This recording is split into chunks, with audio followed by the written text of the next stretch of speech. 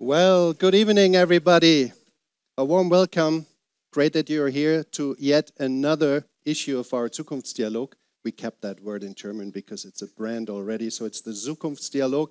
I'm very happy to have you all here. I see some familiar faces, but also people I haven't seen before, and it's great because that was the intention, reaching people who have not been here before, because today we're going to discuss a topic which affects all of us, the entire community here in Regensburg. Probably you have made the same experience, no matter whether you work for a company, big corporation, or an SME, whether you work for a university, whether you work for public administration or an NGO. In the past, it was difficult to fill vacancies with certain experts. When you were looking for people, it was usually the IT guys that were hard to find, or some finance experts, maybe some compliance guys. But I think what you and all of us here in this room are experiencing today and have been experiencing for quite some time is that it's hard to find anyone. No matter what industry, no matter what skill level, it's really difficult to fill vacant positions. It's like there's a big black hole that sucked in all those people that used to be on the labor market, and where the hell are they now? What is going on? I mean, we're looking for bakers, for bus drivers, for teachers, for doctors, for nurses, still for IT guys and all these things, but for some reason, nobody's there. Nobody's out there anymore. I asked before whether I can say we are running out of people, but it's a fact. It's difficult to fill the positions. And it's because of something we should have and could have seen, not only years, but decades ago, because there's a name for that black hole. And that black hole is demographic change. There's just ever more older people, and it's great to be old. I mean, I will turn 50 next year, and I hope I won't kick the bucket within the next 20 or 30 years, but there's ever more old people, and there's ever less young people. Like in Germany, the average woman has 1.5 children. You need 2.1 to keep the population stable. So you see, we get ever older and there's ever less children. Now you could say, well, raising children is a hard job. I know, I've got 4 children. It's really hard. So who cares if there's ever less people? Well, I'm responsible for business here in Regensburg, and there's some nice numbers on that. The DIHK, the German Chamber for Industry and Commerce, they say that because we cannot fill all those vacancies in Germany, we lose 2.5% of our GDP every year. That's 90 billion euros. Billion, not million, 90 billion euros. The entire budget of Regensburg, I'm responsible for that, is 1 billion. So it's 90 times what Regensburg is spending every year that we are losing. And if you think it's already hard now to find good people, qualified people, it will get worse, because within the next 30 years, we're going to lose another 13 million people in the labor market. That's the entire population of Bavaria, or if you like it more international, of Belgium. So we should do something about that. There are some solutions, like we put more artificial intelligence with our jobs. We enrich them with AI. That works to some extent. We could use more robots. We do that in factory already, but the other day I was at a Chinese restaurant and the waiter was a robot. So it brings you your Weissbier, which is very nice. You just take it off a tray. But it's strange in a way also, or we do it like in Japan, where they sometimes have robots already in the homes for the elderly people. So that would be one way. As a society, we can decide, do we want that, yes or no? But if we really want to solve it, we need to talk about qualified migration, or migration of qualified people to Germany. And there are some studies that you understand the scale of this task. Some studies say we need 500,000 qualified people every year. Other studies say we need 1.5 million people every year just to keep the labor force constant. 500,000, that would be Nuremberg. 1.5 million, that's Munich. Every year, qualified people coming to Germany. We could do that. We should do that. But then the question is, are we attractive enough as a country? Do the people, do the global talents like to come here, or do they come to other countries? And there's a very recent OECD study about 2023 global talent, and they ranked Germany number 13. It's not dismal, but it's not really great either. We want to be number 1 or in the first 5 or top 10. Number 13. That's not really good enough to attract between 500,000 and 1.5 million people every year to Germany. Since we're here in Regensburg, and Regensburg is part of Bavaria, and you know that Bavaria always wants to be better than Germany, we should do better than that. We want to attract global talent here to our beautiful city. At least we're We're top of the Danube, if you know that brand slogan for Regensburg. And that's why we should be talking to people who are global talents. We should be asking them, what was it like to come to Regensburg? What's it like finding housing? What's it like starting work in your company? What's it like going to a club? How do you feel like working in Regensburg? Are we hospitable? Would you recommend other people to come here and stay here and boost the economy and pay taxes for me as the CFO of Regensburg? And that's why I'm very glad that we have global talent here, and in cooperation with our friends, I can almost say friends from Vitesco. Thank you very much for bringing me in contact with this global talent. And unfortunately, we used to be 3 talents. I'm not one of them. So there used to be 3 talents, but one of the ladies got sick. She called in with Corona this morning, so we have not her experience on what it's like to be a Mexican in Germany, but we have 2 more wonderful personalities. Ladies and gentlemen, please welcome on stage with me from the US, Diana Gonzalez, and from India, Nilima Sharma. Please come up on stage.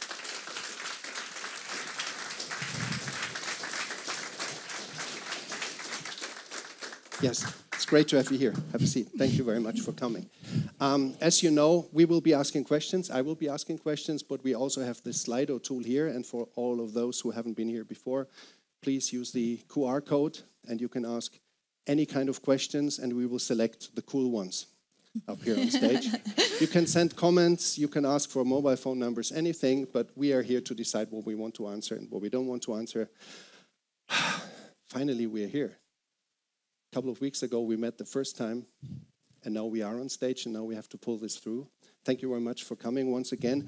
Maybe as a warm-up questions, would you please start and tell us your name, where you come from, what country, what your position is with Vitesco, and please, it would be nice, one fun thing about your home country where you think the Germans don't know that. Would like to start? Maybe all Diana, right. You? Sure, I'll start. Okay. So good evening, everyone. My name is Diana Gonzalez. I am the Operations Quality Manager for the region of Europe. I was originally born in Mexico. I spent about 8 years there, and then I migrated to the U.S., so I consider myself more American than Mexican. So been there for all of my life, and also I think if you benchmark my Spanish versus my English is probably a lot better overall. Maybe one fun fact, because in the U.S. I am from the southern part of the U.S., I am from Texas. I would say something that's quite interesting is that the official instrument of Texas is the accordion. And this is also due to the fact of the influences coming from German and Czech in the past. And also from the city that I'm from, it's called the Texas Hill Country. We also have a lot of German influences. So we have a small, actually the town that I'm from is called New Braunfels. And the city is, the design of it is intended to mimic like a small Germany. And then we also have some festivals. So we have the Wurstfest that actually is, I think, ongoing right now in New Braunfels. And then also we have a part of our city that's called like the Grune area, so Grune, also heavily influenced by German. And then also, before coming here, I unfortunately didn't learn about it before I came, but they also do German classes in the city center, so that's actually quite interesting. Okay, that was something completely new to me also, that the accordion is the national instrument of Texas. Of Texas, yeah. Of Texas, yes. But of Texas, I mean. Pretty much it's national. Not the bullhorn, but it's the accordion. Okay, wonderful. I love that story, and we wanted to share that with you. Would that, okay. Thank you very much. Nilima, could you also introduce yourself, and maybe you can even relate to that instrument? That was something we learned also, but one thing at a time, please. Absolutely. Go ahead. So I am Nilima, as you heard also from George. I am responsible for innovation management in Vitesco Technologies. I moved to Regensburg over a year ago, and since then I have been working in this role. Basically, I come from the north of India, so that's the part where the Himalayas are. Specifically, it's called a city, Dehradun. And for the past few years, I was living in Bangalore, which was in the south. What's interesting about India? There are many things.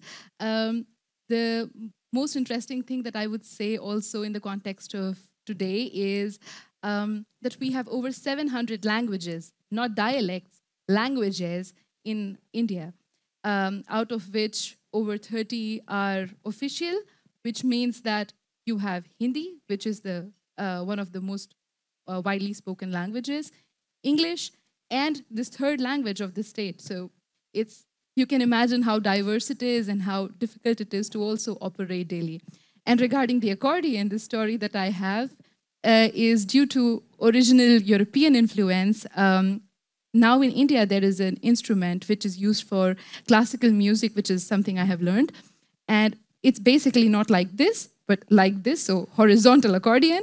And yeah, that's something that I love to play. We said before we should do a jam session. Yes, I also play absolutely. accordion, but not really well, but it would be great if we three did that. It's connecting the US, Texas, with India, and with Bavaria, Germany, the Alps area. Okay, thank you very much. That was something refreshing. I didn't know that before. And again, ladies and gentlemen, 700 languages, not dialects. We do have a lot of dialects in Germany, and our friends from North Rhine-Westphalia don't really understand what we say in Bavaria and vice versa. But it's dialects, it's not languages. So that's something we will all remember. Thank you very much. I did this test before, but now we do it with our friends. Before you came to Germany and you closed your eyes and somebody said, Germany, what would you think of first thing? I would think of automotives because, well... Are we famous for cars in Germany? Yeah, okay. But well, I mean, I did shift here for job, for my work, so for Vitesco Technologies, and that's the major thing that stays with me. Okay. And you? I think I would say beer. You say beer would be the first thing I would think about.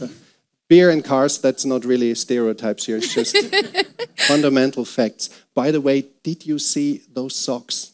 Normally, I'm not pointing at women and say, look what she's wearing, but these socks are just so great. It's Vitesco socks.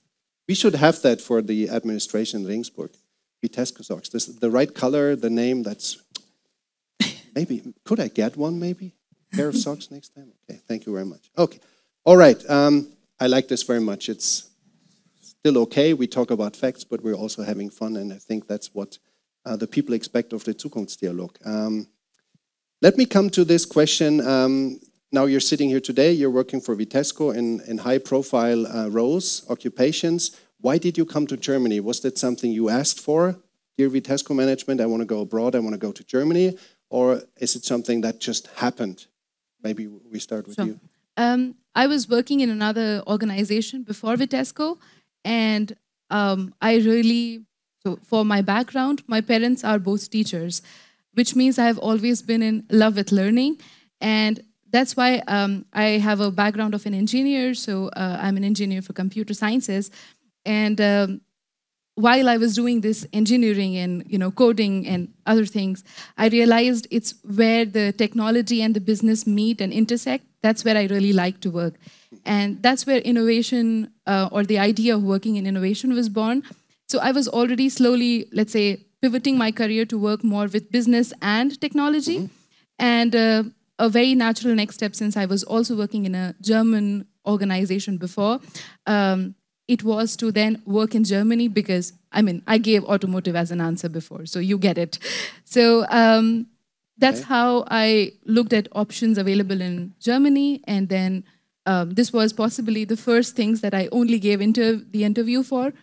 And I'm here. And you ended up here in Regensburg, Yes. which makes us very proud. Thank you very much. What about you, Diana? Why Germany? Chance, or it's something you asked for? So with Vitesco being a global company and also being based out of Germany, when I first started with the company, that was one of the things that really attracted me. During the first 2 years of my career, I had the opportunity to work with really diverse teams all over the world. But of course, this was via virtual type of style, and then also afterwards, then I learned that there was the company offered this opportunity to allow you to work in other locations. So initially, my goal was to work abroad in Asia, also because I figured it was something completely different. But around the time that we were really considering this to be an option, COVID hit, and then of course this ruled out Asia as a possibility. So then Germany was also an option on the table, and then we went this direction of going through Germany. So still very attractive. And then on a personal level, because I really wanted something to step outside of my comfort zone, this was a good match for going in this direction. Thank you very much. We got the first comment or question here, but it fits into what we were talking or wanted to talk about anyway. Let us start first with, so you arrive here in Regensburg. It's a new country, new language, new culture, new everything. What were your efforts, your first steps to try and be part of the society, try to integrate, as they say? What did you do first, and how did you fare doing that? Nelima? Sure. Well, I can think of three things right off the bat.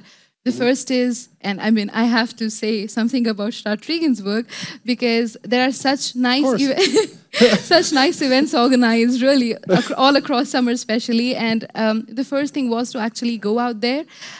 Maybe I can also address a bias that people sometimes have towards Indian people, and honestly, rightfully so, that I also tend to feel that a lot of Indian communities tend to stick with each other versus going out and meeting other people who are from here. And that was one of the key motivations for me to move here, because I wanted to integrate well with the culture of the place.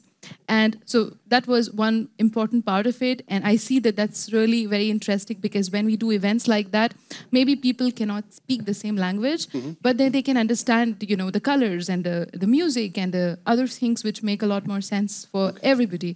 So that was one. The other was, of course, trying to learn the German language.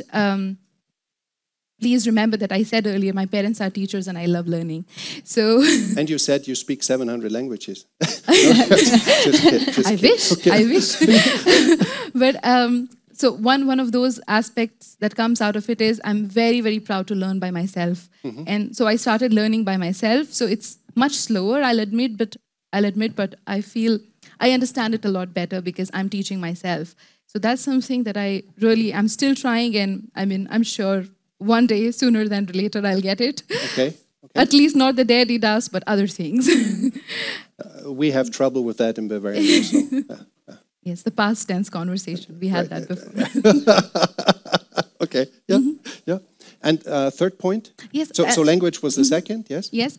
And the third thing was just to basically go out there and try to be open about how people are. We'll soon talk about this in terms of, you know, positive and negative experiences, as is a question here.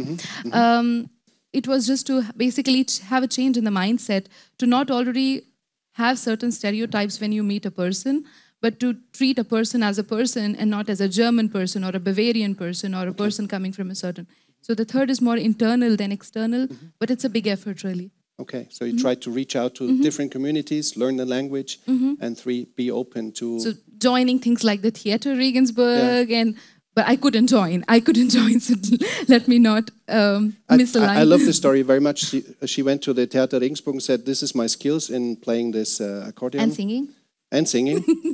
And for whatever reason, they said, no. Okay, but I love that you go there and just say, I can do this, and why not accept me? This shows that you want to be open. I cannot really judge how good your efforts were, and I was not there, but I love that attitude. Just go there and say, here I am, bam. Okay. What about you, Diana? So I think the first thing I did when I first learned I was getting the opportunity was I went online and I started researching cultural differences. And of course, because I was moving here for my job, it was related to cultural differences in the office. So what to be aware of, how to adapt, how to ensure that I was culturally making the right efforts and actions and so on. My second thing I did after looking at the cultural differences in a work environment, then I looked at cultural differences in a social environment. So also how to ensure that I was integrating well socially, how to hopefully make friends. That's a tricky one because everything I learned from my research said that it was going to be very difficult for me to make friends because of German personality. Maybe we get into that later. And then the last one I did was, of course, the language courses. So really starting to look at what was available online. Also, if there was any private tutor that I could start learning up front about, even if it was just very basic things, so that when I showed up into the office on day one, or also when I was arriving in Munich or at the airport, I at least knew some very tiny basic type of language.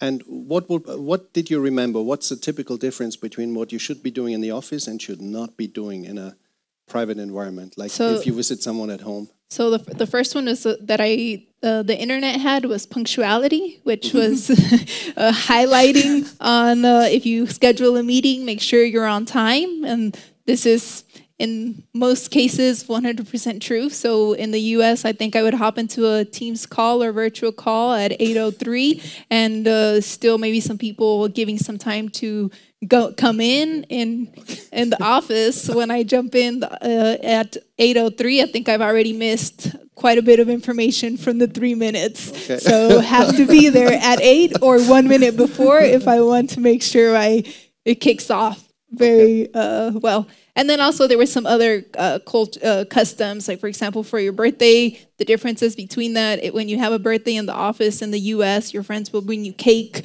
and they make it a big deal. Here, I learned that when it's your birthday, it's more socially acceptable that you bring your own cake and then you share with your colleagues. That's something important to know. So yes. You can also bring your case of beer. Would all be depends on the circumstances. Okay, so you all try to integrate, get into the new company, your neighborhoods, and whatever you did. Try to learn some German at least. I know how hard it is to learn German. So I think we all know German is a very difficult language, even to us. There's hardly any language which is more difficult. Hungarian comes to mind. Anybody here from Hungary? I think that's even harder than German, unless you are Hungarian. No? Yeah, so that makes perfect sense. So that's why it's easy to learn. So you're trying to integrate into our society. Mm-hmm. And what were some great experiences? That's also one of the questions. Positive things, maybe even surprises that you had when you came to Regensburg, to Germany. Mm-hmm. Yes, please. I mean, I was already working in a German organization before. I covered that before. Uh-huh. So when I was moving, I informed a lot of people who were also German that I'll be moving there. And it was interesting that a lot of German people themselves said that, but we are not as warm as you are. So as warm, like as warm as you are. So maybe, they don't greet you or they don't smile as often as you do. That's the two of us too, by the way. Yeah.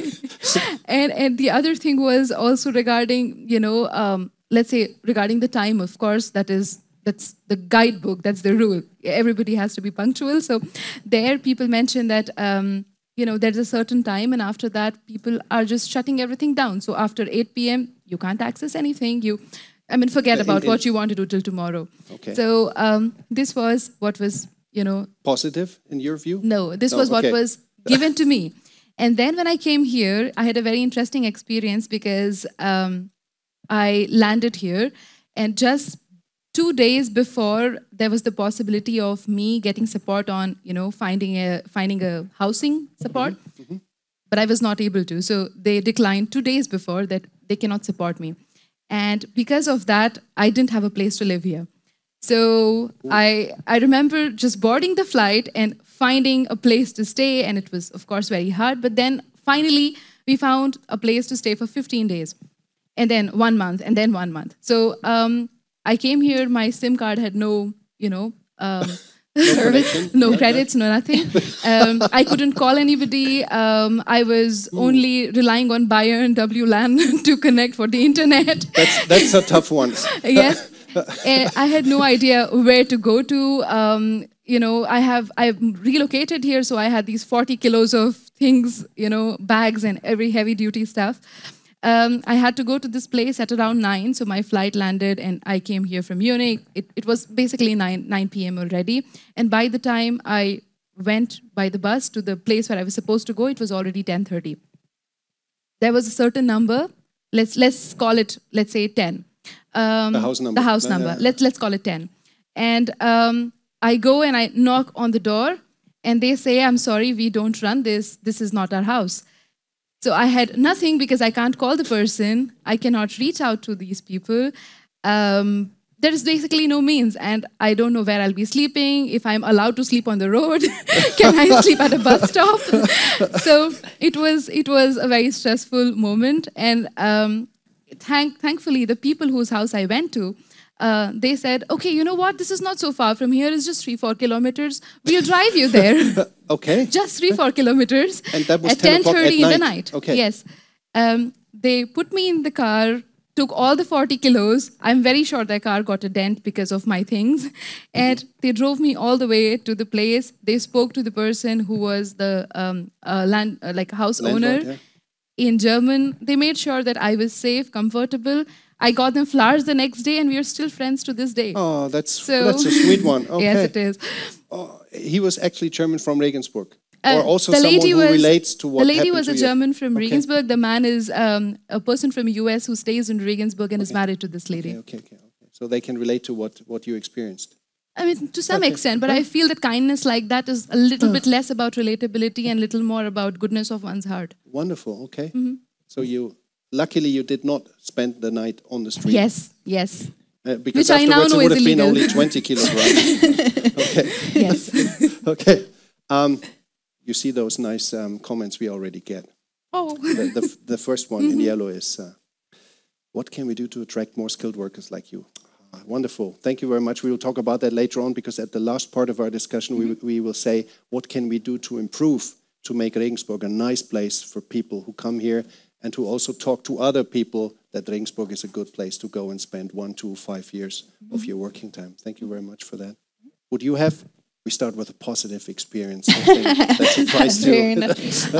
I think one of the things that was positive also coming out of Texas, because we're known for driving big vehicles, and anywhere I go, I have to drive my car to do anything, even public transportation. I pretty much call it non-existent, because if I even want to take the bus, I have to probably get in my car, go some distance just to take the bus. So it's very heavily dependent. So when I first came to Germany, that was one of Regensburg, to even more. The infrastructure in Regensburg for mobility and transportation is quite good. I know Germans like to really be bad about it being late, and maybe going back to the punctuality topic, but for me, this was great. So I could ride my bike to work, I could ride the bus, and then rail connection out of Regensburg to Munich or to travel to any of the nearby cities was perfect. So this was definitely one of the very positive things about Germany. Okay. Yeah, it surprised me just because I'm from Texas, so I was that's not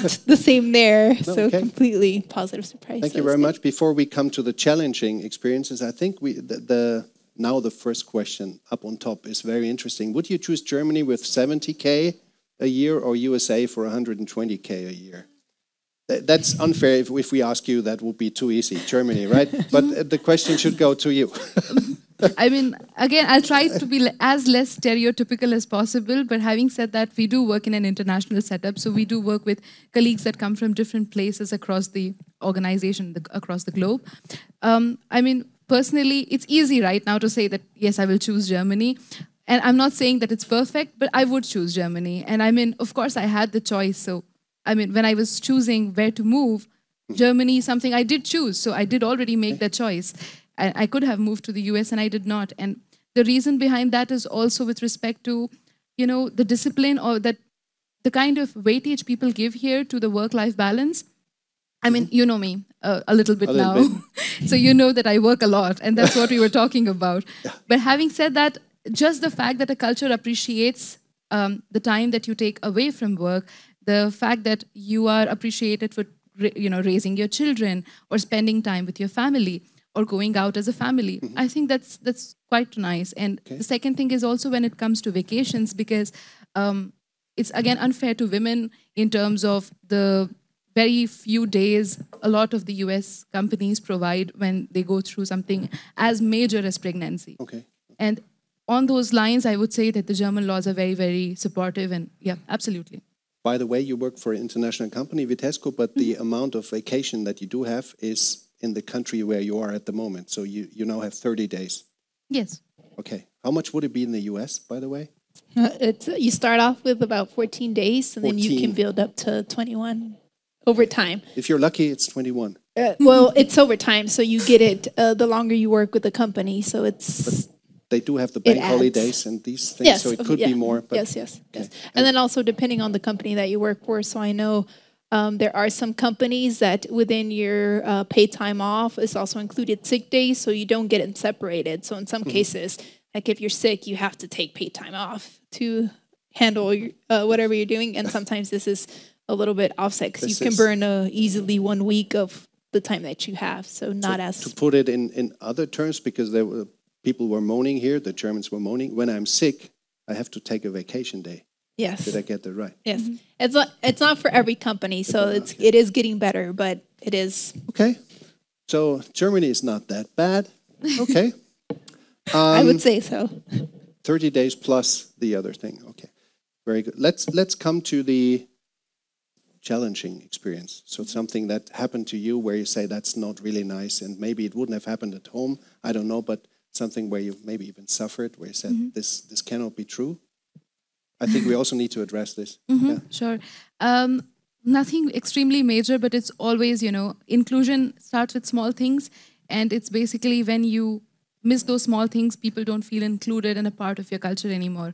So only very small things. But what comes to my mind is, let's say if I'm riding the bus, I remember that there were 2 other people who were, well, seemingly German, and they basically were not asked to show any proof or anything. Very small things, but you tend to notice. But for me, they checked it, they double-checked it and triple-checked it. And then you see it, that you all of a sudden, with that small little act, feel excluded and you feel like the other.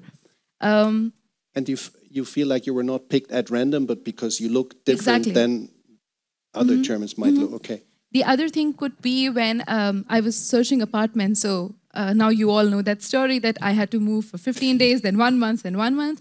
And a lot of the places would, not be willing to give you an appointment by seeing your name. And that's really a foreign sounding name, then it becomes difficult. And the third one is a little silly because somebody said to me, I was having a great conversation with someone, very, very good conversation, somebody German.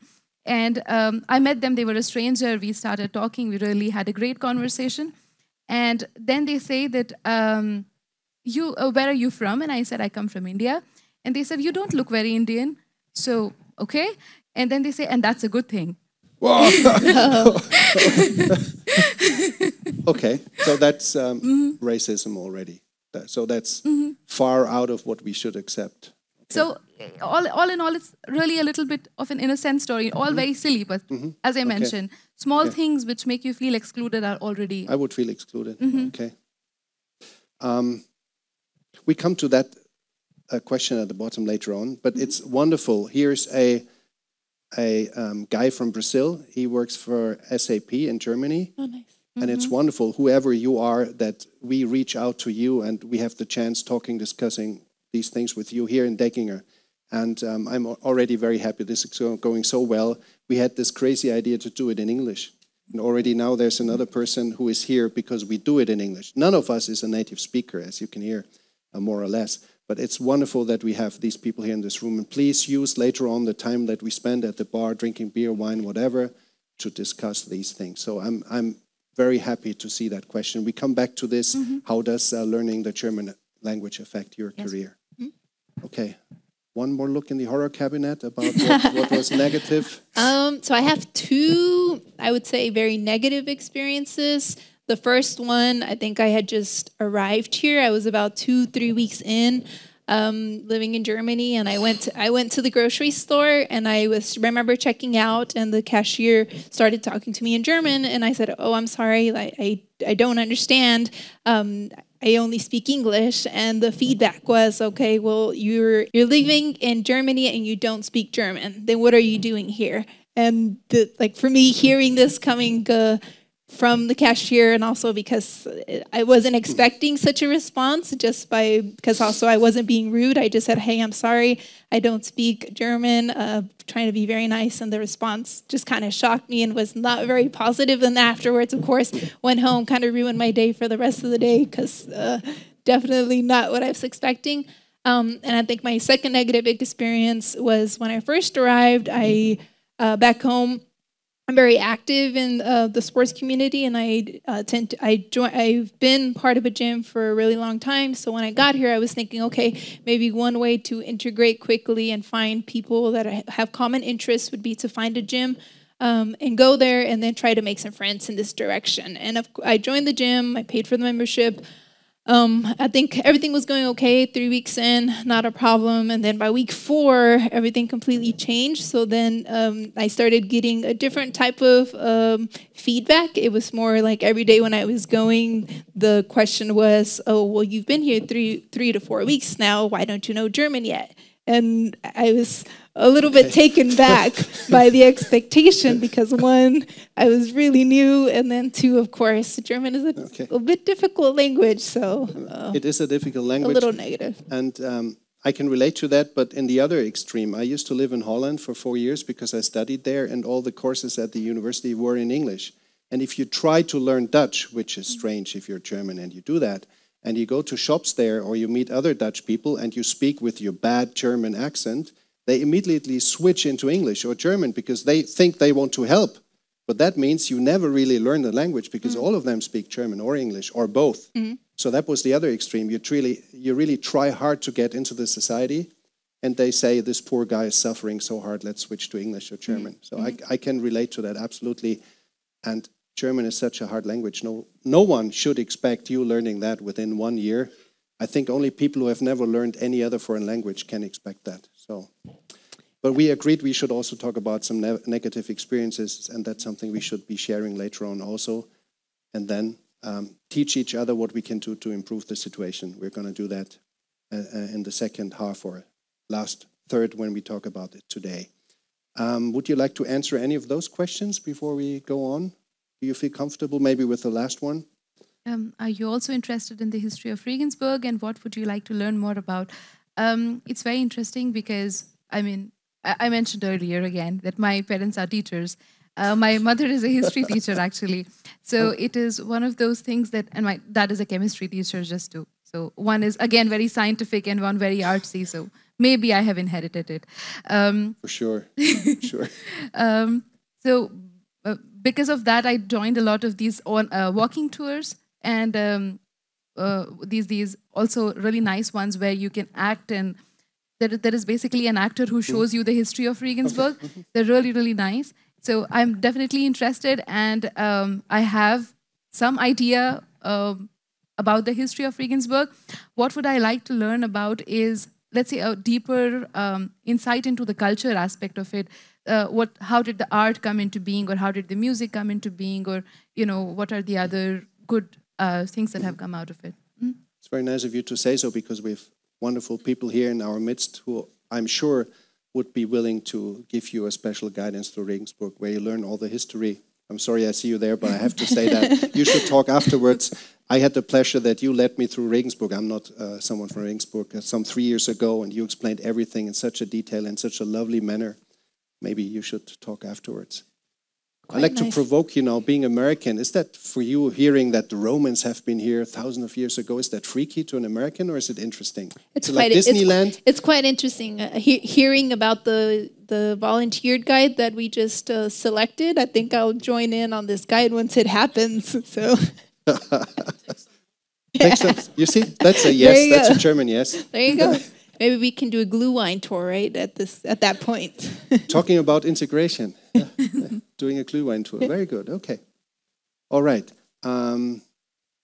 What about the Bavarian or Oberpfälzer dialect? That's a nice one. Have you met people talking to you seemingly in German, but you don't get a word? We can recognize, I think, Bavarian by now. So we have had many such people.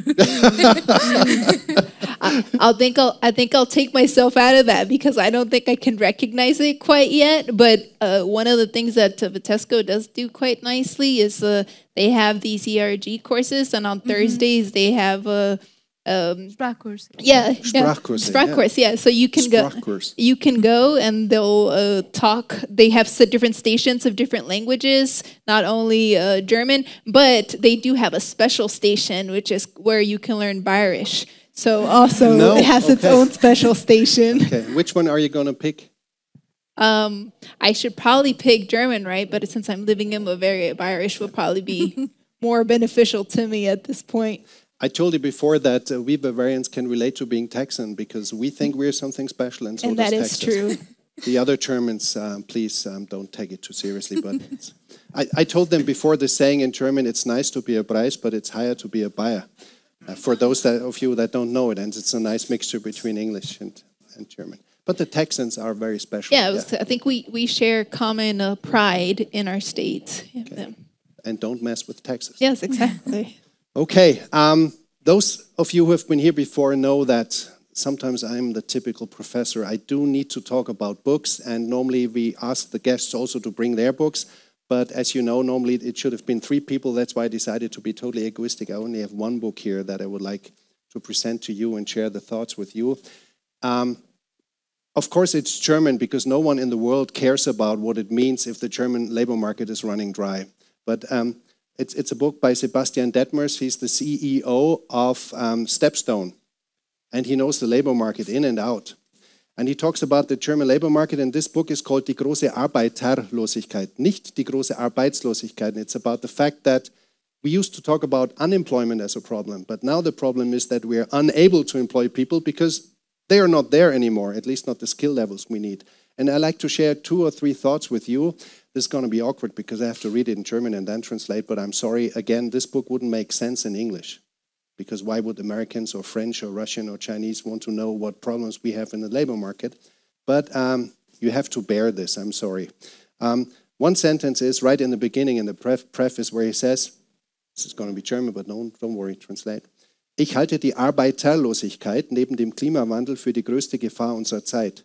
Für unseren Wohlstand, für unseren gesellschaftlichen Zusammenhalt, für das Funktionieren der Demokratie.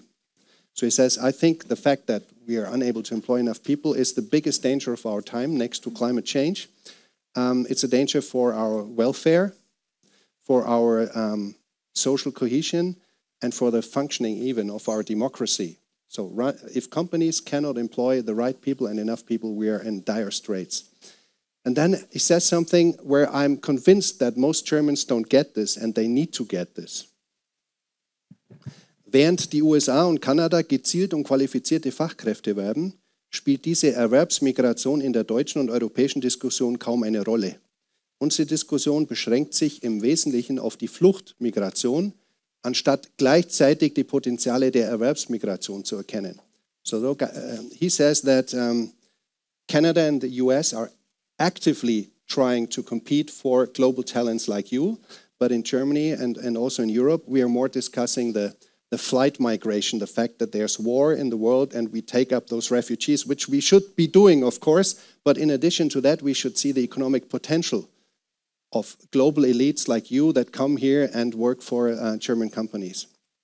And he says, unser zukünftiger Wohlstand hängt in hohem Maße von der Frage ab, wie viele Menschen aus dem Ausland sich entscheiden, hier zu arbeiten. Our future welfare will depend to a high degree on the question how many people will decide to work in our country, in Germany, who will come here and work here. And then the last sentence, I think, is the most important one. Wir haben 2 Optionen.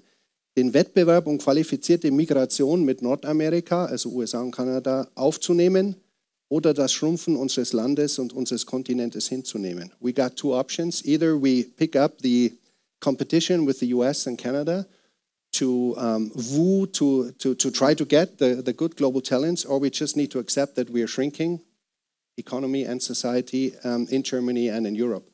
I think that's so fundamentally important, and I don't think people get this yet. And I don't know how you feel. Maybe we get some comments on this, but it's been a great pleasure to talking to you already now, because you're perfect, very nice people. We speak English here. We're very international. It's all super interesting. But the fact that we should be doing that, not only because it's interesting, but because it's essential for our future well-being, should be understood by the Germans.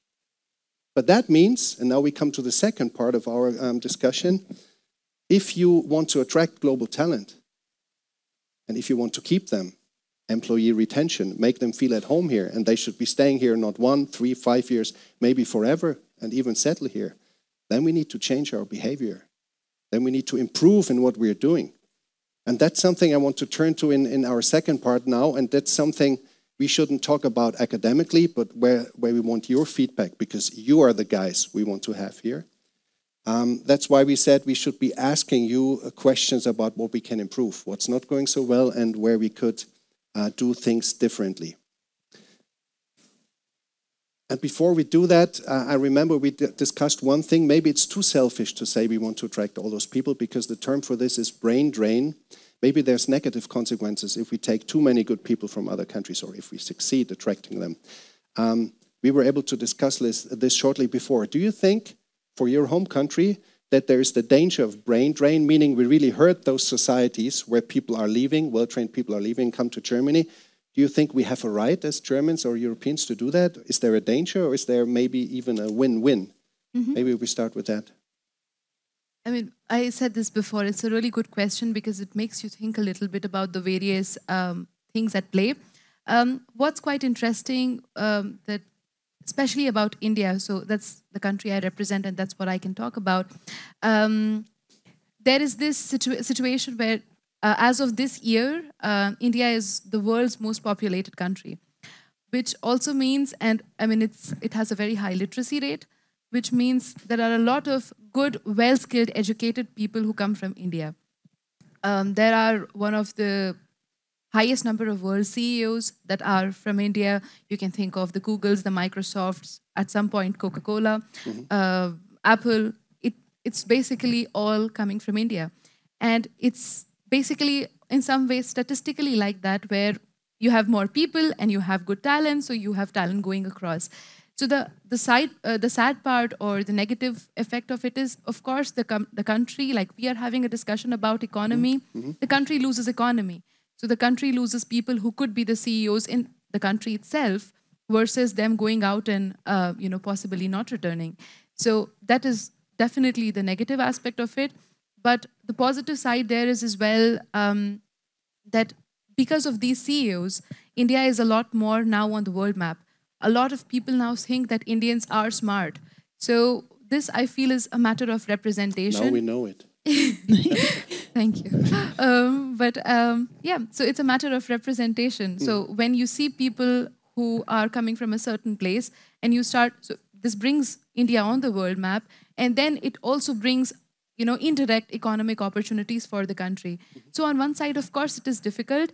And for the people who are coming out, and I myself find myself conflicted because I love my country and I'm very, very proud. What I find could be helpful is to be able to donate or to be able to support the causes and to be able to support the economy in ways that you can find possible. So maybe supporting through some social cause or supporting, your families that are living there. Just to remember where you come from, I think that's always something very good. Okay, thank you very much. Is it a question of someone coming from the US? Do you see the danger of too many Americans coming to Europe or Germany working there? No. But maybe, can you speak from, because you're a cultural hybrid, I call it like that. So you also know Mexico. Yeah. Do you think it's a danger for Mexico? Would that be a different answer? I don't think so. I don't think it, for sure there is that negative aspect. Once you lose people, then of course you run the risk of not having people pay into taxation on that side. Yeah. But on the opposite end, I do think that these opportunities that you have as expats or opportunities to work in other countries do give you the chance to really grow and bring back experiences and knowledge and maybe even ways of thinking that you probably wouldn't have had the opportunity had you stayed within the U.S. by yourself, like your whole career or your whole life. And then same thing. I mean, we're moving into this direction of we do a lot of collaboration virtually. We do a lot of there's companies where we have teams all over the world, in Asia, in Europe, in North America. So you're not having this ability to even do short stints, to be able to have opportunities to grow and really understand mentality, way of life, how people work, and how people come up with ideas in these different isolated areas. This, I think, is more of a positive than a negative. Okay. Thank you very much for that. Could I add some data yes, to that, please. just to my Data point, to really? that. Okay. Yeah, because this year, I just remembered while Diana was talking of, contributing back to your country. This year, as per the Indian economy, it's a record in the term of highest number of or highest amount of money received by people who are NRIs or non-resident Indians. Okay. So in that regard, it contributes to a very big chunk of the economy. And yeah, I can only So confirm. that's positive. Okay. Thank you very much. So we keep on trying attracting people like you and making them stay, convincing them that they could stay, not making, here in Germany, Bavaria, and Regensburg. Okay. Now we get much more concrete. Now we want to talk about what can companies do to make your life in Regensburg as attractive as possible, to get more global talent here. Maybe we start with what Vitesco did right, that you were here and even wearing their socks. So what can other companies maybe learn from Vitesco? What did go extremely well that made it easy for you to flip over from the US, from India, and say, okay, within Vitesco, I feel totally confident to come to Regensburg? Who wants to start? I think I can start. So one of the things that Vitesco did great in my integration in was in almost in every aspect of moving in, there was support available. So for example, when I first came in, I was looking for housing. I did have somebody that was with me that looked at the market, looked at different, reached out to different apartment owners to see what was available. And then also, of course, once we went through the process of actually signing my lease, then they went through and interfaced and made sure that I knew what I was signing was correct. And then also because the contract itself was in German, I wouldn't have been able to distinguish one way or the other, and also the terminology, what I was signing. So this was really great. To provide this assistance up front. Also, I know I did some integration research on my own, but also the company did provide some assistance in this. So they did offer some courses with a one-on-one coach on how to learn some social norms, and then also, so I wouldn't be surprised as well. And then also they provided some language courses. So to learn the basics, to really try to push me in that direction, to really know at least the A1 level type of language. So this was really helpful. And then the other aspect that is great that they did, and I think any company should also take and do the same thing, is the taxes is very complicated, and this was one thing that I was really worried about. I have no clue what I'm signing there. Coming in, I was afraid that I wouldn't know how to maneuver around it. Also, being from the U.S., because there are some laws, like when you have a U.S. passport, you have to pay U.S. taxes all your life. So there was a lot of complications around that. And I think if Vitesco hadn't offered that assistance to really help with that, and then also have somebody really help me understand the tax system here, it would have been really difficult. Okay. So for sure, something that I think if you have a local contract, special contract, whichever direction your company offers, tax help should always be at a bare minimum, something that is available. So that's nice to hear. Taxes plus lodging, so an apartment somewhere, and they offered German courses. By the way, the job that you do is Europe-wide? Yes. So I'm. So you could be doing that job without speaking German, right? I could get it correctly. So, and the daily operations within Vitesco, also in Regensburg, it's all done in English. So, okay. But I'm the regional manager for Europe. So I also work in Czech Republic. I work in Hungary. I work in Romania. So in general, don't need to have 100% be super fluent in German, but. Okay. Very nice to hear that. All the support you get from Vitesco. Nelima, can you add anything, or was the same package you got? No. Not money-wise, just... No, sure, I can definitely add a lot of things there. So for Vitesco, I would say it starts from when you are hired. Because for me, the very choice of, Diana is, as she mentioned, she is the regional person or the regional manager for Europe. I am in a global position for technology and innovation. And there, the very fact that somebody, we are both, younger females who do not come from Europe. And that's very visible because we, carry our identity on our faces. Despite all of this, the fact that we were hired for the very, very high impactful roles that we have, that in itself, I think, is a very big plus, because you are already looking at a company which is very inclusive, which is not only, biased based on gender, or not biased based on gender, on your age or where you come from. So I think that's already very, They very even positive. have people from Swabia there. Yeah, I know. The second thing is I joined from an external company, so I was working somewhere else and I was not an internal moving colleague. I also had support for relocation, moving my things from there to here, so from India to here. I still had the 40 kilos on top of that, but that's another story. But then there is that. There is also this regular, Diana also spoke about the languages and the language courses. There is just this regular possibility to reach out to different people. And what I'd also like to highlight is our diversity, equity, and inclusion, which is actually something that we practice very, very seriously. There are these employee resource group for people who come from different countries, for people who are international, people who speak different languages. There are, I think, 10 or 12 different employee resource group where you instantly feel like you belong because you might fit one of these categories, and So it's part of the culture even. They live what they preach. Okay. Absolutely. It already sounds very professional, very generous, very, very apt to do that. If you, with your experience coming from the US and India, is there anything which you would add and say, well, they're very good already, but if they have this or that on top of that, would it make even easier for us, and then maybe others would also come? Yep. Any improvements for something which is already very good? Yep. So I think improvements that could be made to this, because of course, always room for improvement.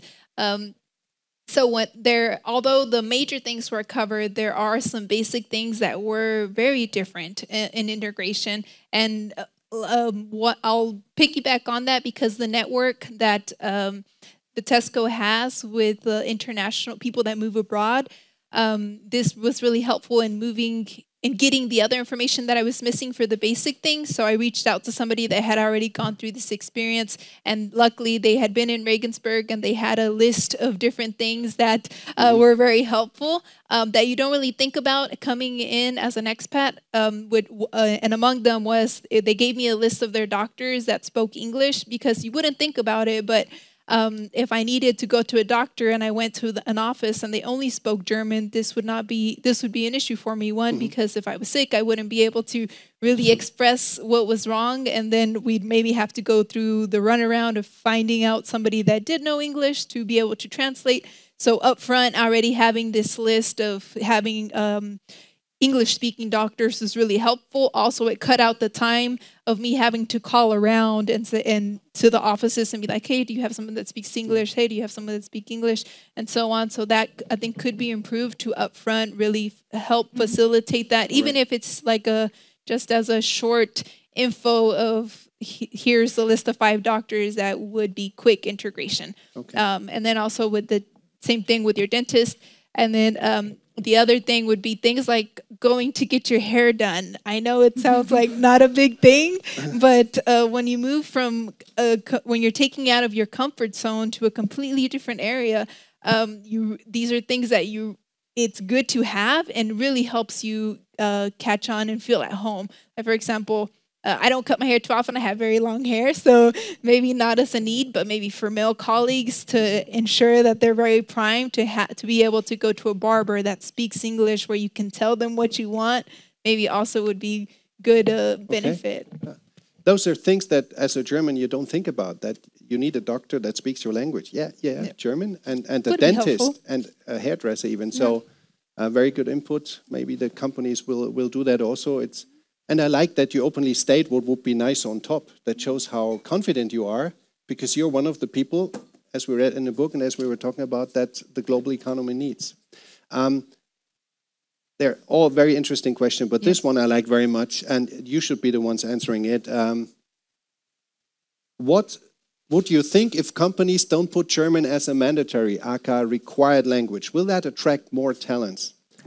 Absolutely, 100%. Because a lot of the times when people, or as a job seeker, when you're looking at new jobs, you either look at websites like, Stepstone here, or LinkedIn, or these other places where the job has been posted. And as soon as, and I would also like to piggyback on that also about women. I like that saying, I piggyback on that. I learned something. Piggyback on that. So there are researches which show that women tend to be a lot more specific when it comes to the criteria of whether or not should they apply for a role. So where a man, maybe he is, let's say 60% meeting the criteria, a woman would like to meet 90% the criteria, and only then she would apply. Okay. This is one issue. The other thing is, when you see that German is a mandatory criteria, you are out because it's mandatory. I mean, it's not a good to have, it's a must have. You're out. I think this is so interesting. If we later on ask the Germans here, what do you think? If your company said, you don't have to speak German to work here, and I'm not talking about big corporations that are global, but maybe the famous German Mittelstand, the mid-sized companies, maybe even family-owned. How would they react if you tell the HR managers there, in order to attract global talent, the business language will be English, or at least it's still Bavarian, but in case a global talent comes into the room, we immediately flip to English. How would they react? That's a very nice question to the Germans here in this room. Also to the city administration, would we accept that a perfectly trained person says, I love to work for Regensburg, but for our smart city department, because I see you there, in our department would be okay. I say that, but would we accept that? Would we say this person is viable to work here? Would we even have the paperwork in English? I think there's still a lot of tasks to do. And that doesn't mean that we don't love our country, that we don't love our language, but maybe that's a future, for sure it's a future requirement that we all need to think about. Can I add something? Please. I also feel that there are some jobs and some roles which do require you to know German, because especially when you are interfacing the customer, there is a necessity for you to know German, because the customer's business language perhaps might be German, and that's got nothing to do with your organization, even if it's English. But in that scenario, it makes absolute sense that it's mandatory. Okay. However, I feel that when the jobs are being posted, a good evaluation should be made that, is this job really requiring German as a mandatory language, or is it a good to have? Because that must have and good to have difference can make all the difference for somebody who wants to move to your country. Or I agree. Of course, it depends on the kind of job. You can't be in sales, being in contact with other Germans and don't speak German. That would be difficult. I think only Tesla can afford to do that, but otherwise it's really hard. Okay. There's one question about migration in the survey in the Mittelbayerische. I think I answered that before in part. Let me take that once again. About the Mittelbayerische, please. There was a survey in the Mittelbayerische recently that Germans, 44%, think immigration is the biggest problem. What can be done to change that point of view? And my answer would be, I don't have to be right, what I said before, that we should strictly separate two kinds of migration. None is better or worse. There's two different discussions. One is the flight migration, people who are leaving their country because of civil war and war, like people from Ukraine and Syria that come here because their life is in danger. Then we give them shelter, we make sure that they are physically safe. That's one thing. That's us supporting them. The other kind of migration is that we need talent for our economy to keep on running. And that means we are dependent on what the other people bring, what qualification they have, and we need them. It's the other way around. And if people understand that it's two different kind of discussions, we must not throw it all in one pot, then this question is, in my view, already answered. And just to make you even more nervous here, if those people who think that migration is the biggest problem were here today and would see people like you, they couldn't maintain that position.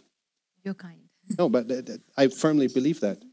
But maybe you feel qualified to answer that? Or do you have any thoughts on that? If people, 44% think migration is the biggest problem. You being a migrant person. I think without seeing the survey, right, to really distinguish if the 44% is quantifying the specifically need migration or skilled work for migration, it's completely different. You can't make the same assessment just by the quantification. That's a qualified answer. Very good, okay. Anything else we want to add? If companies do it like Vitesco does, plus the things about the doctor, hairdresser, and what you mentioned, we should be safe. Maybe German language not always as a mandatory Maybe language. the insurance is another thing which is very important because, again, very different perspective.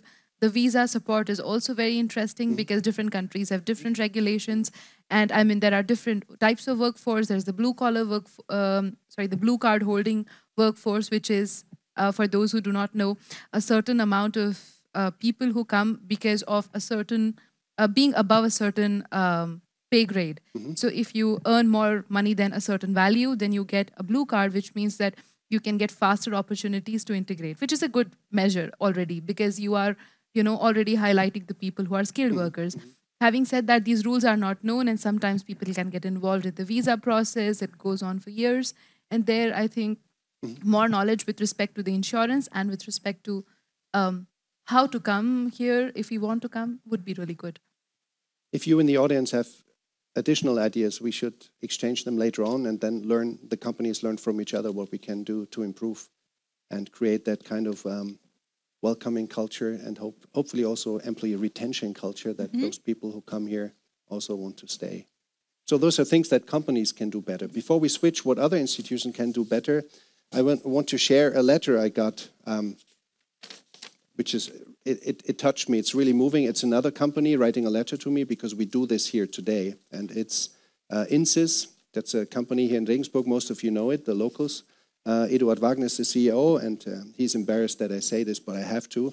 And Anna Klima is the HR manager. And they wrote this letter to me because we do this Zukunftsdialog here today in English with global talents. And I don't want to quote everything, but I'm moved that they write this letter and they say we're a company with 160 people, 29 have different nationalities.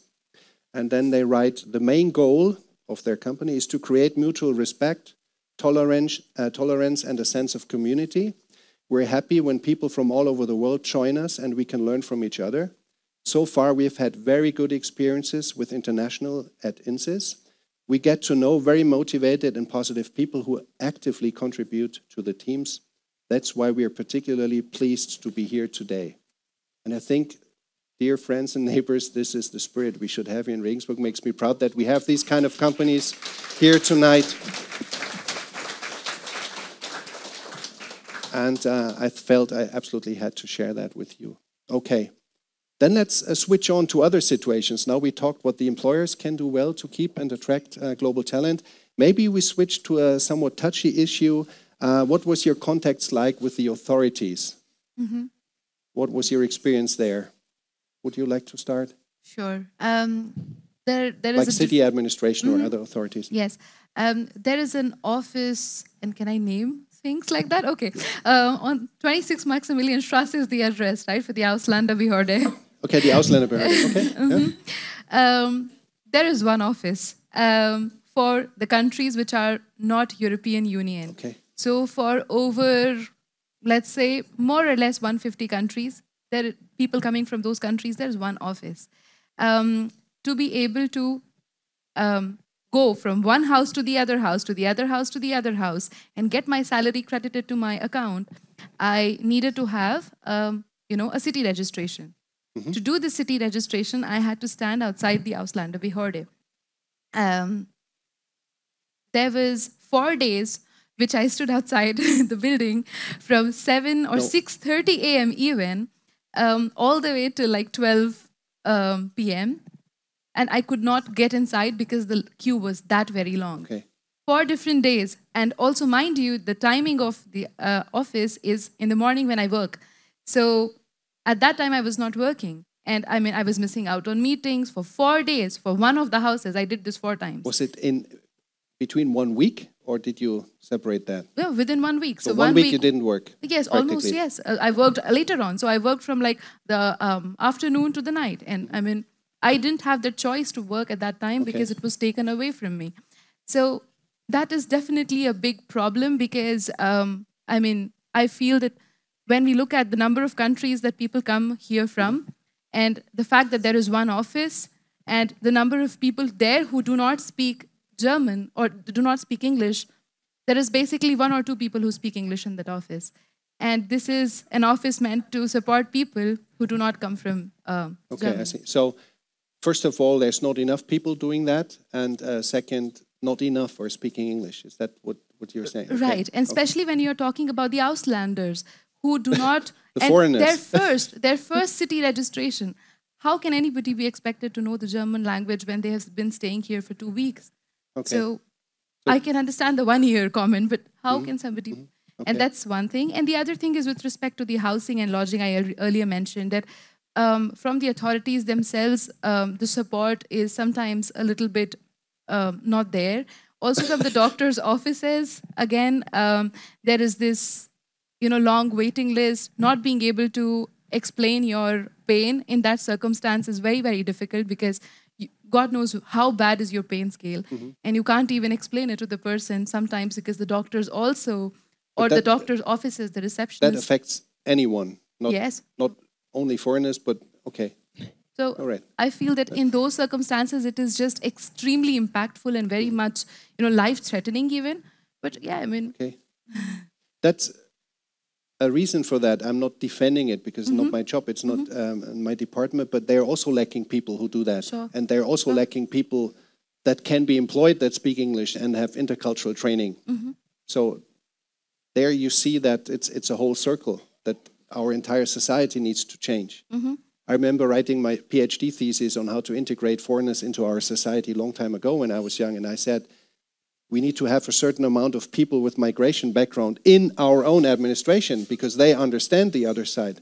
And I know from colleagues in other departments, and you mentioned one, that they're also looking for people, but they cannot find them. And then it's a, what's the opposite of a vicious? No, a vicious circle. vicious circle. Okay, it's a vicious circle. Okay. The next thing would be also in trying to get your Führerschein because so I come from India, right? And there are too many people. So if you have been to India, you know how difficult it is to drive in India.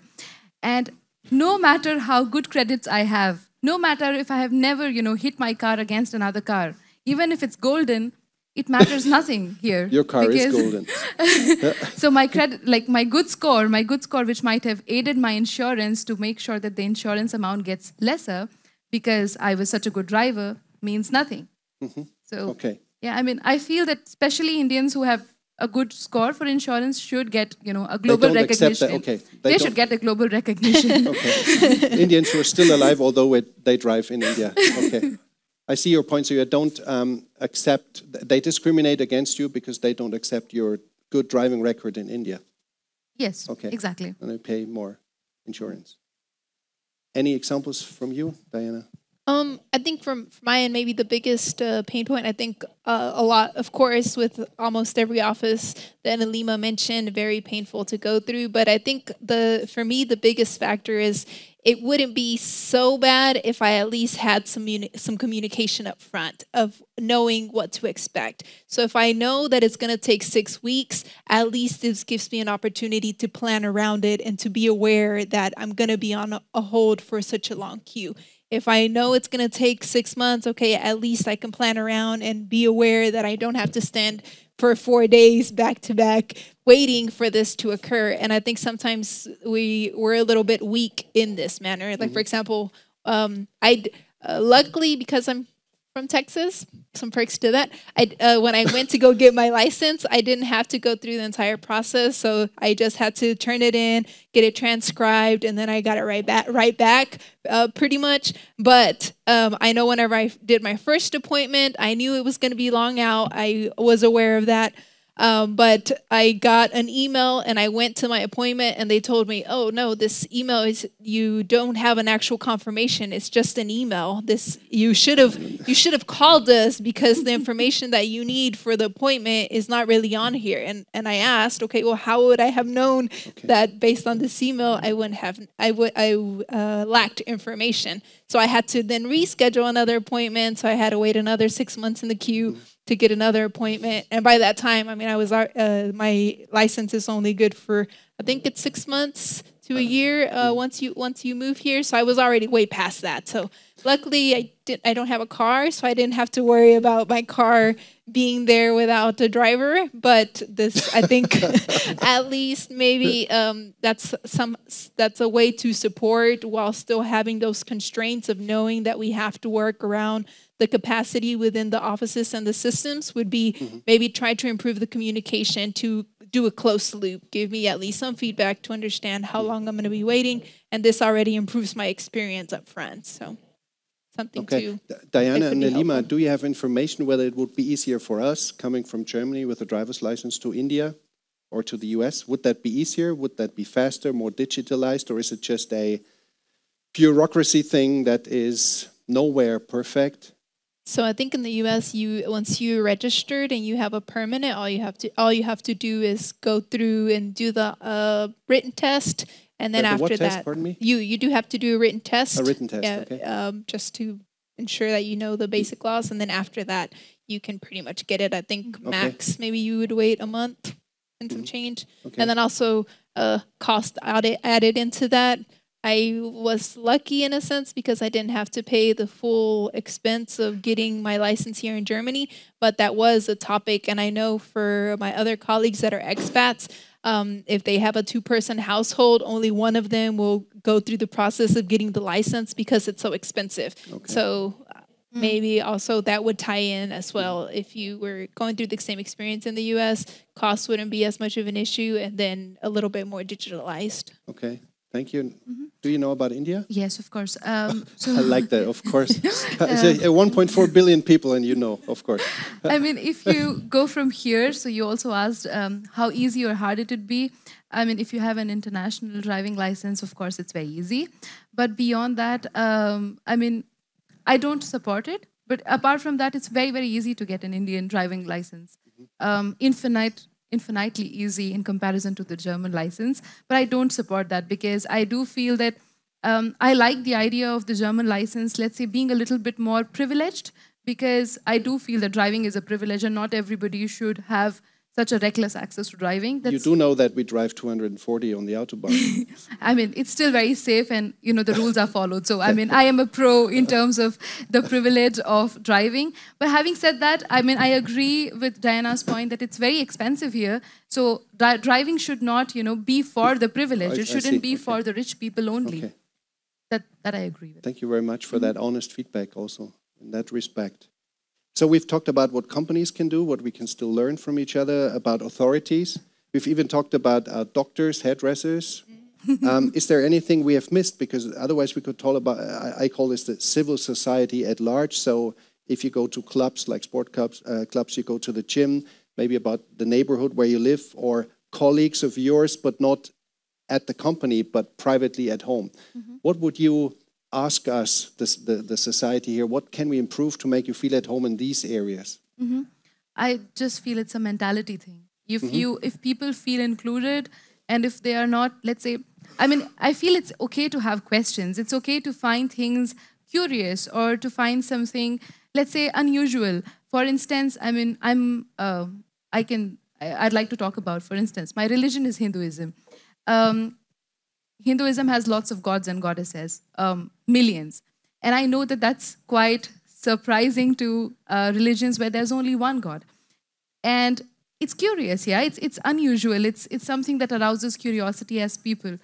But I feel it's completely okay to ask about it, and it's completely okay to discuss that. Having said that, when you feel that there is some negative thought going on, you can see that as people. So I feel that needs to be an open-mindedness. It's absolutely all right to ask questions. What's not okay to already have an opinion that, oh, you do that, that's disgusting, or oh, you eat with your hands, that's horrible. So I just feel there's a natural curiosity to being a human being, and it's fine as long as you are inclusive. Okay, and then we can ask these questions. Why Absolutely. Do you okay. And we'd be very happy to, you know, as you'd be very happy to teach us German, we'd be very happy to teach you about our language and culture. Because there's discussions, we touched on this issue before, that if you ask these kind of questions, oh, you look different, where do you come from? Where do your parents come from? How good is your German? What do you eat? Why do you eat like that? What's your religion?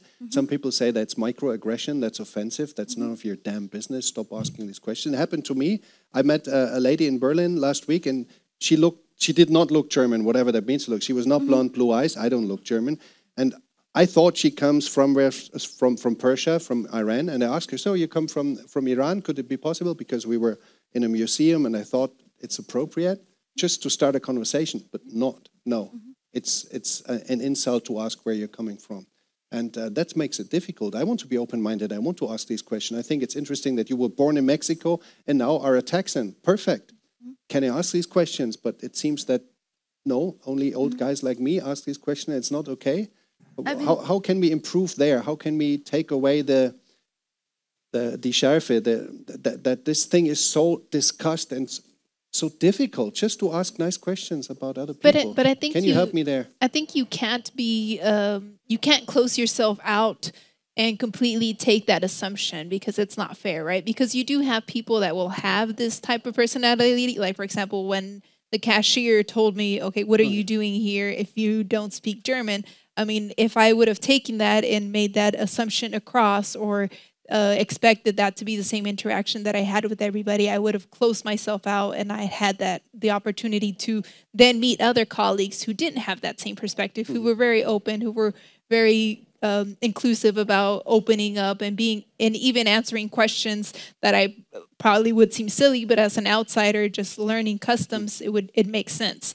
And so I would say continue having that personality to be open to ask questions. You will get people here and there that won't have that same openness, but just, I would say, continue having that drive to learn and really be open to those experiences. And I think it's only way to be successful. All right, thank you very much. We've touched on a lot of issues now. Are there any categories they haven't talked about? Like, we talked about banks, opening a bank account. We talked about doctors. Did we talk about the bank thing? No. Are you totally comfortable going to the Sparkasse and opening up a bank account, being with an Indian name? Is that totally easy? I mean, it's just the website. I mean, we are not the most so you don't walk digitized into, here, right? Okay. So you do it online. Okay. All right. So, it's just a website. Okay. Just the digitalization aspect. I forgot. More. It's all in the internet. Okay. I had to go in face-to-face to open my account, but also the person I interfaced with at the bank, he spoke English. So in his title, he was one of the people that spoke English, so this facilitated it. Also, it was really helpful just to ask questions, because there were some things that I wasn't sure about, like there was monthly fees depending on the service, and also in the U.S., typically when I go to my bank, I get a debit and a Visa card from the same bank, and then it works a little bit differently. So when I went in, they upfront asked me if I wanted to open a bank account, and then I learned that in order to get a Visa or a credit card, then I had to wait, I think, 3 months in order for me to have 3 pay slips, and then I could open this credit card later on. And I think there was some fee attached to it. But I think if I would have done it online, maybe it would have been a little bit difficult, because I wouldn't have known that these options were available, or I don't know, I didn't have the information might be there, but I didn't have that interface. So really having somebody to answer those questions face to face was kind of nice. Okay, so you do have your credit cards, you are safe. Yes. Okay. I remember when I was in Holland in the 90s, I went to a bank, student, no money at all, and they gave me a banking card. They explained everything in English in the 90s already, and I even got a credit line without showing any payslips, because I didn't have any. So some countries are further than others in that respect. And I paid back all the money, by the way. And just a short comment, because I remembered with the need of the pay slips, going back to the housing requirement. Also, I think without having company support, or having at least a network of knowing how to maneuver that, when I was applying for an apartment, they did require that I have at least some proof of evidence. And at the time, because I had just been here, I think close to a month, I hadn't had even a German pay stub to back up that I was going to get paid X amount. So also I think as a company, really, if you have an expat coming in, also would be helpful if you don't provide that service, to really be able to reach out to during the application process for apartments, to offer and say, yes, I can vouch that this person is working in my company. They will earn X amount, and this then, I think, as an apartment owner, facilitates that interaction also from a and that perspective interaction or could risk. be in German then, because the company here who give you the contract can speak German to the landlord. Okay, that would help a lot.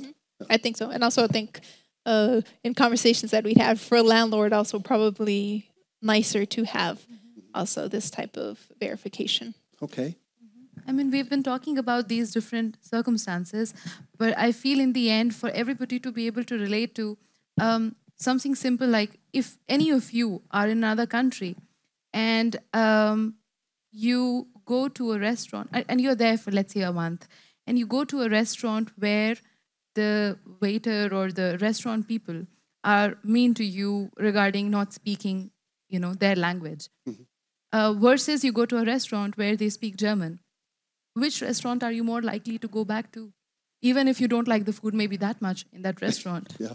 I mean, it's just that it's a win-win situation for both, because the restaurant gets your money and you get somebody to have a nice time with or not to bother you by saying. Yes. So I think it's just that on a large scale. Anything else is that on a large scale. That's a mindset thing Yes, for absolutely. both sides. Mhm.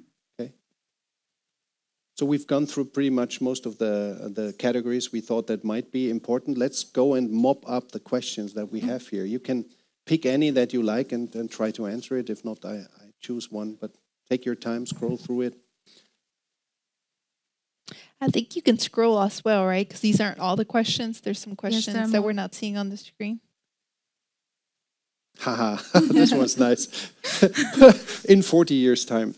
This question is, do you plan to retire in Germany? And yes. If yes, why? Too early to say anything. Too early to... Yeah, that's a bit a ways. So I don't know if I can answer that honestly yet. I think if you're your age, you don't think about retirement yet. Yes, So that's the reason. I don't that's think too that's far the away. reason. That's almost Yeah, I like don't think dying, you so I'm can. not thinking about it. Yes. Okay. Any other question? Some are really nice, but that's up to you Yes. to answer them. If not, Zukunftsdialog also means that we discuss later on, and maybe after 2 beers, it's easier to answer that one. I'll take the last one. How Okay. good do you think the digitalization of our administration is in relation to your home administration? It's very, very different. That's the reason I commented on digitalization earlier, because there are, of course, government programs and other things like Digital India. But in the last 5 or 10 years, and even now when I go to India, I do not carry my purse anymore, because I can pay from my phone everywhere. Everywhere meaning the smallest shops. And I mean, India is a big country. You must have seen those documentaries of Indian villages. They're very, very remote sometimes. And there are these extremely small shops in, 100 people, small villages. And even there, you can pay with nothing else apart from your phone. I spoke about the Führerschein before.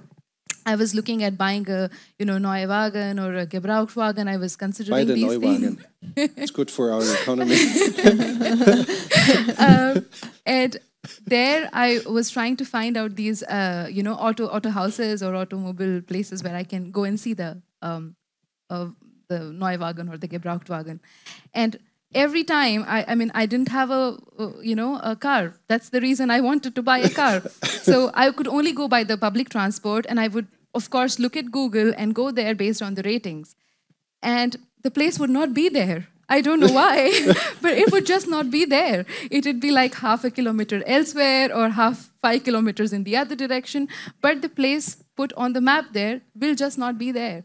And it's a very, let's say, irrelevant example, but just to say that people are so far away from the digitalization that they don't realize that the address has to be accurate when you put it on Google. Otherwise, you will lose customers. So... Did you buy a car then? Yes. Okay. It was not so a no need for Neuwagen. digitalization. It works just the same. You bought the car. You think, but then there are other things. I want to get the car serviced and other things. Okay. We cannot ask you what car you bought. Was it the right one? I mean, we're in Regensburg. To me, it was the right one. I'm not saying more. Okay, good. That's a very good answer. So digitalization is... It could be improved could by be improved. margins. By margins. Yes. Tiny little steps. Okay. Okay. And everywhere, not only the city administration, but companies, obviously, also. Okay. Anything you would like to pick, Diana?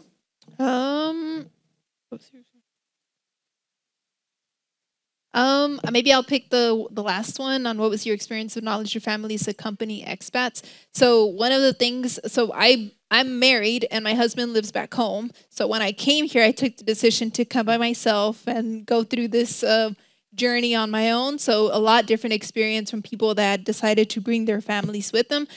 But from colleagues that went this route, and also from conversations that I've had with them, one of the most difficult things for them was not only the ingression of themselves, but also the ingression of their wives and husbands. So this was one big factor in determining one way or the other, whether they stayed long-term or short-term, was the happiness of their partner, which made sense because if I'm at work, a lot of my time and my mind is surrounded by work. So I have maybe work colleagues, some social aspect to it. I mean, working adequate hours, then also makes it easier for me not to think about it. But when I have to go back home and my husband is having a difficult time with ingression, they're not able to find a circle. They can't have this social aspect that they had back home. Then this becomes very negative. So then you have a way of not only your work experience and then coming into a new culture, but also your family life that's taking a lot of pressure and building up to it. And a lot of the times this combination for some people is very difficult to manage. So coming with the family, and this is only on a 2-person household. If you think now added 2 children, depending on when they're coming in, if they're very little, of course, maybe not as difficult. The small children are very flexible. They tend to make friends with almost anybody. But as you go up in the spectrum of having older kids, maybe teenage level kids, then you're even if you go to an international school, it's not the same. Like you can't quickly adapt to go into circles of friends that have been friends for years. It's just not socially as easy to do this. And then also this added to it to families that are even larger, then you really have to not only, I would say, as a consider when you're hiring expats, you really need to ensure that holistically they're able to maintain this balance back and forth so that you are able to have more success to keep them for the long term. And I think that's how you can really attract and also keep bigger families here to improve that type of experience. Can I just add a point, because that's a really good thing that has happened recently, is that people who are staying here, so I moved here along with my boyfriend, and for him, as somebody who lived for most of his life with his parents, it was always a sad part because they cannot come here for more than a certain duration, just because they are not working here. And there are already this year some great improvements in the law which allow them to come here for a little bit of a longer time. I don't have the exact details, but there have been these reforms. And that's just a notable mention that there is something happening and that's positive. I think that's such an important point, and I'm glad you picked it up, that we need to think family, not only that one person. That's why I would have been so happy to have Andrea here, because I think she's married and her husband is here. Right, and she has children, so that would so have that been would bring the perfect... in the family perspective. But as I told you, unfortunately, she got ill and has corona now and said she wouldn't come. She's doing fine and everything will be okay. But that family perspective is so important, because you cannot really work and enjoy working and bring all your best that you have if you know that your spouse and your children are not doing well. Very, very important point. Looking at the clock, I think we need to close soon. Again, I offer that we keep on discussing. Most people will stay for a nice drink. I want to go to the last question. So, if one day you're back in your home country, you're sitting in your favorite rocking chair on your porch, you sip your pina colada, and you think back about your time in Regensburg, what will you be missing the most? I mean, you know this, I'm flying back to India in less than 10 hours, just for the time being. And she hasn't packed yet. Yes, I have. 40 kilos. Not this time. No, not this time. Not this time.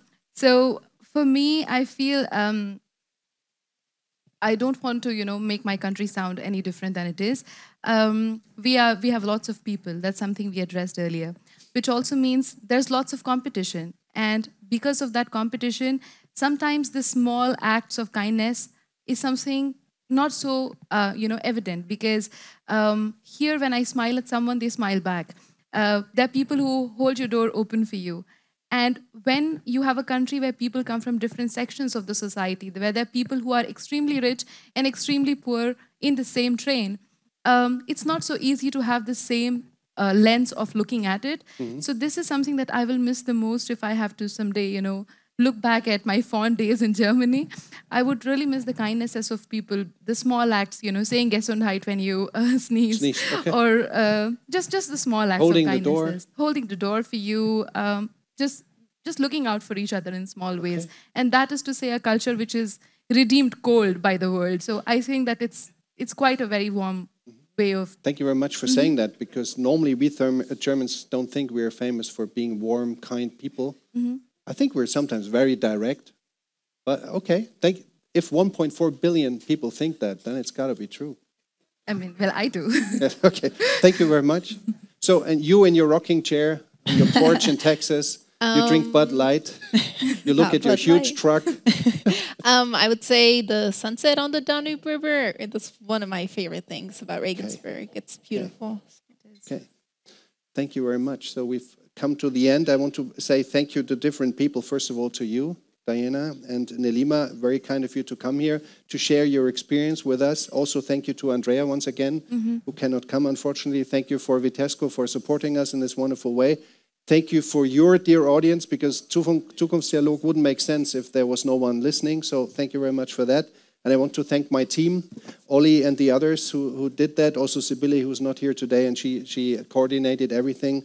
Without you, none of this would be possible. Thank you very much. And now I'm looking forward to discussing all these important subjects and issues with you with a nice cold beer. Thank you very much and enjoy the evening. Ladies, that was so good. Thank you very much.